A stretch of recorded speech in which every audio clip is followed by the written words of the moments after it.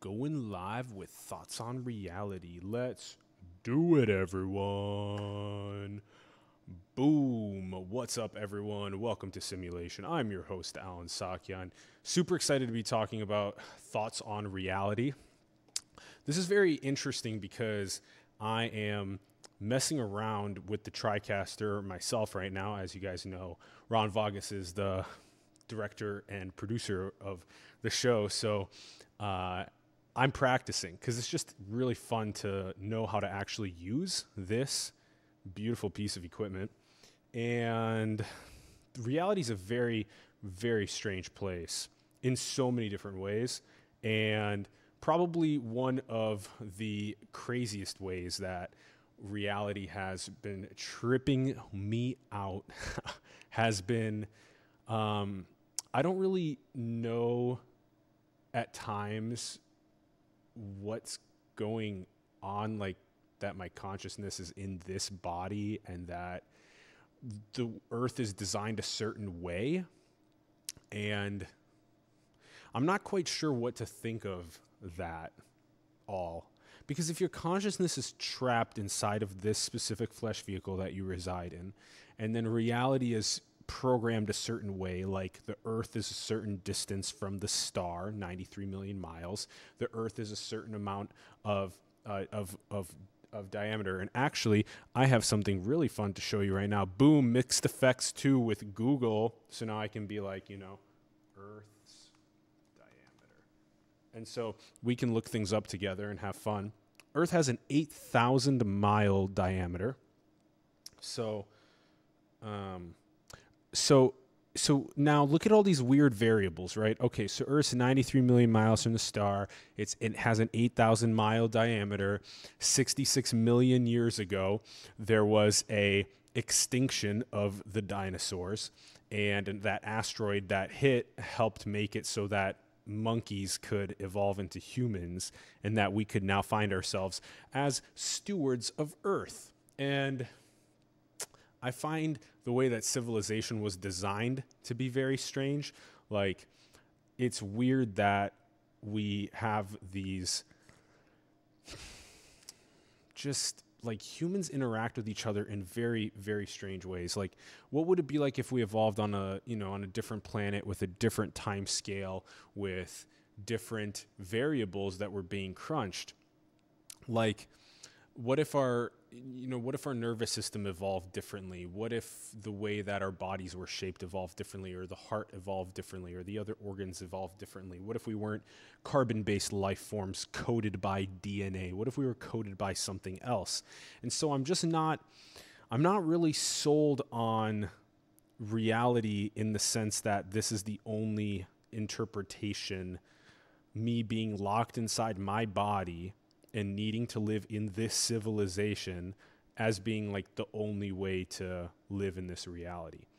I know that can sound a little trippy, but I think we can get past the trippy soundingness of that by thinking about the, what happens when you go into deep, profound experiences of like tuning inward through, maybe it's meditation, or maybe it's psychedelics. Those have been totally our go-tos recently for trying to augment people's perception, make it more nuanced, as the famous look from the TEDx talk. It was so funny. Our perception is nuanced. It's multivariate. Most people are either pro or against immigration, but if you find the nuance, the multivariability, you can find a cool position like being a xenophile pragmatist, which means that you love foreign cultures, but you want to be pragmatic at the borders. Just funny ways of expressing oneself, and I feel so real and raw and myself when I'm here in my in this body with this consciousness. But then I like do meditation, or I do psychedelics, and I go deep within my body, and then I go deep within all of reality. And what do I mean by that? I mean, like, I don't know, traveling outside of the body and into other star systems and other realities outside of this universe, and maybe into other multiverses where you can experience yourself in different lives. Like when I think of myself, I think of myself splitting into different lives all the time because I had this constant neurological stress that had been going on the last couple of years. You know, most people don't know these things about me, and I'll try and do more of these little thoughts on reality or whatever sessions of like getting to know Alan a little bit better, more intimately. And here you can see a little bit more fun. You know, we can get a little more intimate if you want. I can get a little zoom ski on the eyes. Look at those eyes. They're so beautiful. They love you. I love you. I do. All right. So I'll do more of these because I think they're really fun for everyone that watches to just get to know me a little bit better and get to know what these ideas that I'm communicating and synthesizing from other brilliant people are. That way you know what you're getting yourself into more. So a lot of people don't know this about me, but I've had a lot of, I guess, stress throughout my life with, you know, being pulled away from entrepreneurship a lot. And, you know, what do I mean by that? Well, I moved out here when I was 19, and I said that in the Who Are We video. And when I moved out here to Silicon Valley, we're based in San Francisco. And I moved from Sioux Falls and Minneapolis in the middle of the United States. And so when I moved out here, I knew that I wanted to pursue entrepreneurship, that I wanted to surround myself with all these brilliant people out here. I knew the strength of the nodes that were building the future, and I wanted to be close to them. I knew what I was doing, but I didn't know it was going to be this hard. And so because of that, I've had this constant pull in I envisioned the Alan that stayed in Sioux Falls or the Alan that stayed in Minneapolis and what that Alan would be doing. And I personally don't think it would be as fulfilling. So I'm happy I'm in this multiverse where I'm pursuing San Francisco. But when I was 22, when I was 23, when I was 24, even when I was 25, I'm 26 now, that every single year out here in San Francisco, I've pretty much had this thought of like, get out of San Francisco. And why am I talking about wanting to get out of San Francisco? Well, because when you pursue entrepreneurship, you trap yourself in entrepreneurship for like a decade at least, because as soon as you're in the TEDx talk I gave, attention is the most valuable commodity. So that means that if you're only awake 16 hours a day, you sleep 8 hours of the day, that there's 120 billion collective hours of attention on the planet. You yourself have 16 of those hours every single day. Every ounce and droplet of minutes and seconds that you spend on your business that you're trying to build into the world, you're trying to build value into the world, the better your business does. And the less time you spend on your business, the more time you spend doing things like going out and drinking, or going and browsing through your echo chamber of a news feed, whatever it may be, that these sorts of distractions that we have, that we don't even realize are distractions from our full creative potential, that those distractions are, that's how other people make money. That's exactly what they try and do. They try and reel you in with alcohol addiction, or reel you in with newsfeed addictions, and they reel you in with all these different things that take away from your creative endeavoring. So when I saw myself in San Francisco, and I was like, okay, this is really fucking hard pursuing entrepreneurship. I have to do this day and night, day and night, day and night. And you just saw this. I mean, this literally just happened.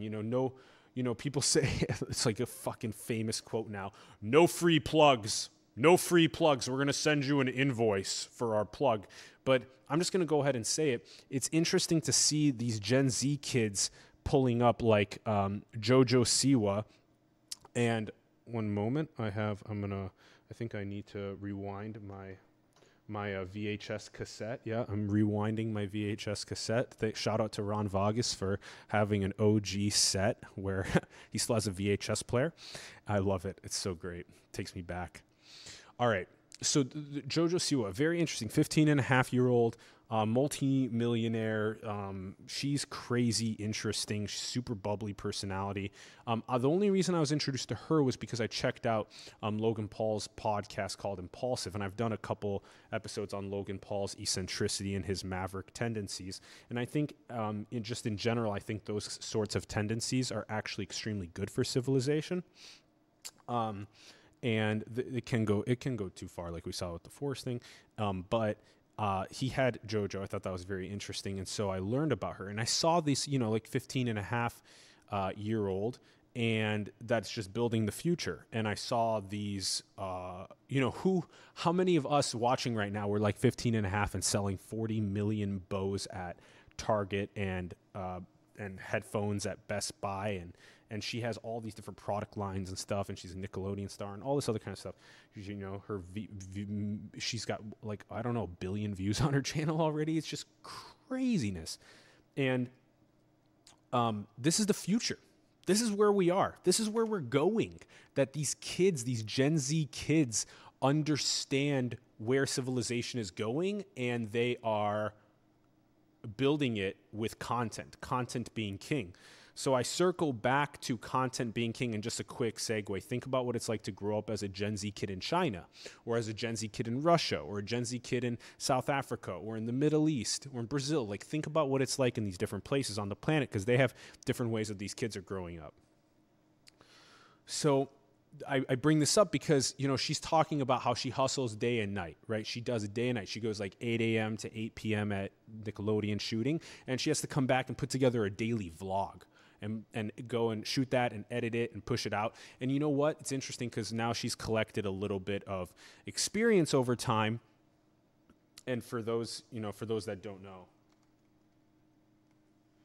I'm going to show you right now. Here's who JoJo is.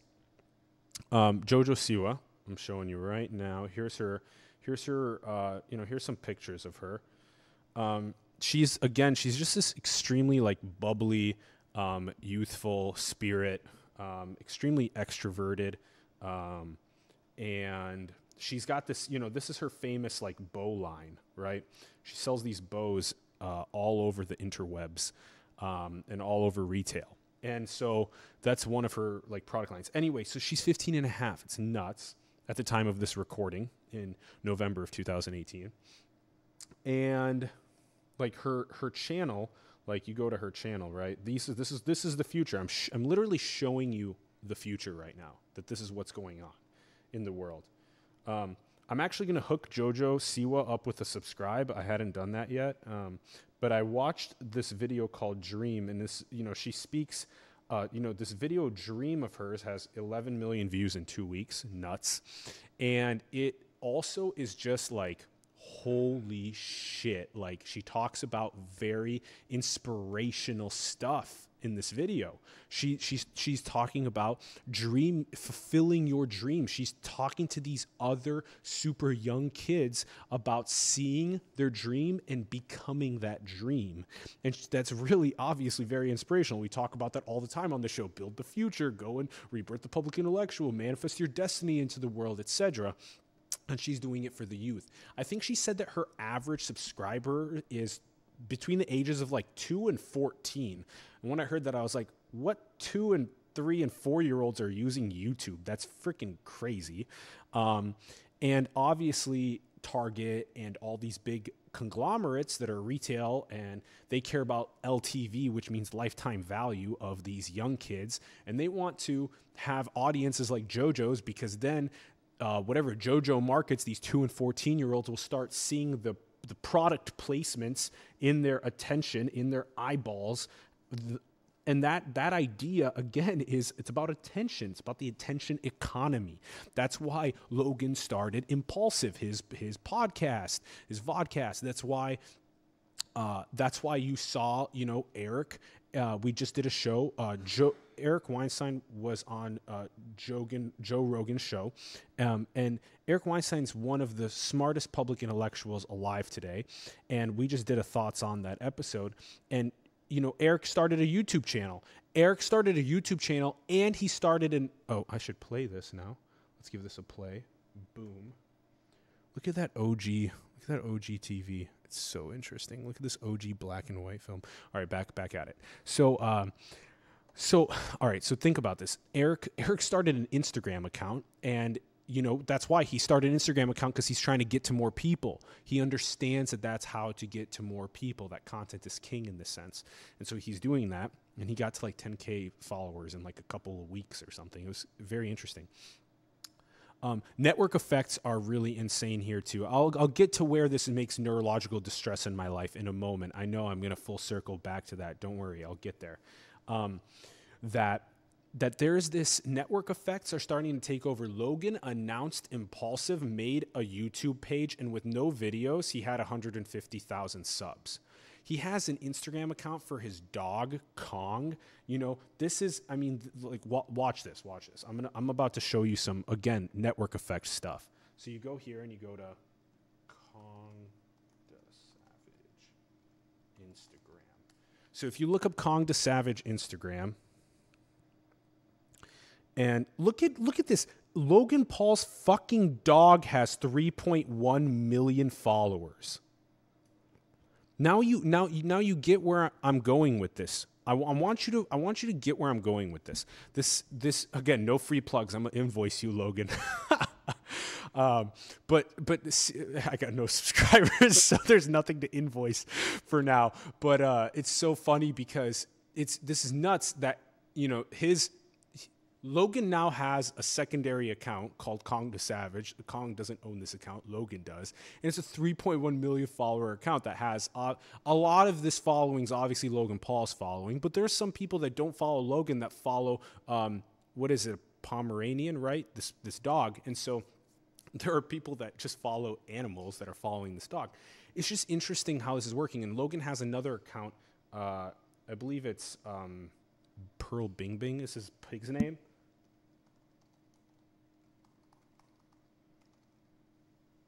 And so watch this. Yeah, look at this. Pearl Bing Bing, almost 500K followers. Oh, do I not follow either one? Okay, I'll give Kong the Savage and Pearl Bing Bing a follow. Fine. All right. Look at that. How do you not follow that? But anyway, look at this. Pearl Bing Bing, 500,000 followers. And this is crazy. Now he has 3 accounts. He has another account that's 500K followers. You get how the network effect works, right? He pushed 2 more episodes out of Impulsive. And after those 2 more episodes on Impulsive, he has like 400,000 subs now on YouTube. So I'm just saying the network effect is fucking real. And the ones that have attention keep getting more and more attention. I think Jojo Siwa I'm going to get back to neurological distress in a moment. Jojo Siwa got this really interesting advice from Gwen Stefani. Gwen Stefani's advice for Jojo Siwa was, keep your clothes on. Damn, that's some fucking good advice. Good shit. That's lit. That's really good advice. That might be some of the best advice that 15-and-a-half-year-old has ever heard in her life. So stuff like that's really, really interesting. All right, let's get back to this neurological distress. Follow the network effects. Watch what's going on in the vodcast space. Watch what's going on in the attention economy. And I mean watch like a hawk on the attention economy. And I'm gonna plug the TEDx talk that I gave in San Francisco on the art of powerful questions. I touched on the attention economy and the importance of that. Go check that out. It's on AlanSakyan.com, but also I'll link to it in the bio here. All right, back to this neurological distress. So why the hell am I mentioning all this stuff? Because this girl, Jojo Siwa, works hella hard. Logan works hella hard. I work hella hard. But this is interesting because an entrepreneur has to work this hard in order for them to get attention and to get followers and to get to their breakthroughs in what they're trying to build into the world. Again, this is a lot of what I talked about in the TEDx talk. So So reality is a very crazy place because I don't think that I always live in this universe. I frequently venture out to when I was 22, 23, 24, 25. I was constantly being pulled out to go to China, to go to Europe, to go to New York, to go to these different places. And what